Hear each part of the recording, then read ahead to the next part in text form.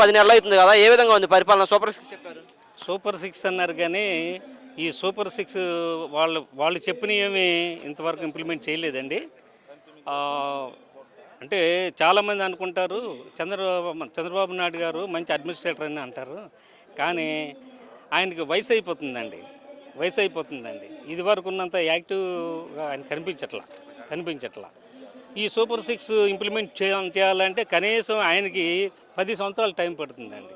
Minimum 10 సంవత్సరాలు పడుతుంది. ఓట్లు వేసిన ప్రజలకి ప్రజలు ఓట్లు వేశారండి, నేనేం కాదంటలేదు, కానీ ఎందుకు మీకు వేశారంటే ఈయన గొప్ప హామీలు ఇచ్చారు ఎలక్షన్లో, అందుకోసమే ప్రజలు అటెంప్ట్ అయ్యి ఓటేశారు. అంటే ప్రజలు ఏం కోరుకుంటారండి?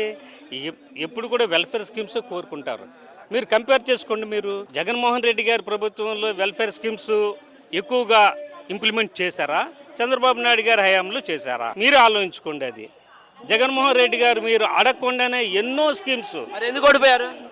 ఓడిపోవచ్చు, ఎలక్షన్ అన్న తర్వాత గెలిపోవటంలో సహజం.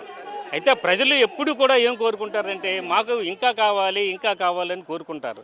అయితే జగన్మోహన్ రెడ్డి గారు చేసిన ప్రజా సంక్షేమ పథకాలని ప్రజలు గుర్తించుకోలేకపోయారు. వాస్తవానికి చెప్పాలంటే గుర్తించుకోలేకపోయారు.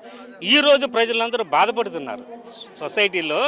ఎందుకు వేసాంరా ఈ ఓట్లు మనం, ఆయనకి ఏమి జరగట్లేదు, పెన్షన్లు తగ్గించేశారు, మీరు చూశారు కదా, విద్యా దీవెన అమలు పరచట్లేదు, పెన్షన్లు వృద్ధాప్య పెన్షన్లు కూడా కట్ చేశారు, చాలా స్కీమ్స్ని సబ్సిడీ మీకు చేశారు. చాలా ఈ మధ్య కాలంలో ఆరోగ్యశ్రీ కూడా సరిగా ఇంప్లిమెంట్ చేయలేకపోతున్నారని చెప్తున్నారు. అది వాస్తవమే కదా. ప్రజలు మెల్లగా గ్రహిస్తున్నారు, ఈ వాస్తవాలన్నీ గ్రహిస్తున్నారు. ప్రజలు ఇప్పుడు తెలుసుకుంటున్నారు విచ్ ఈజ్ బెటర్.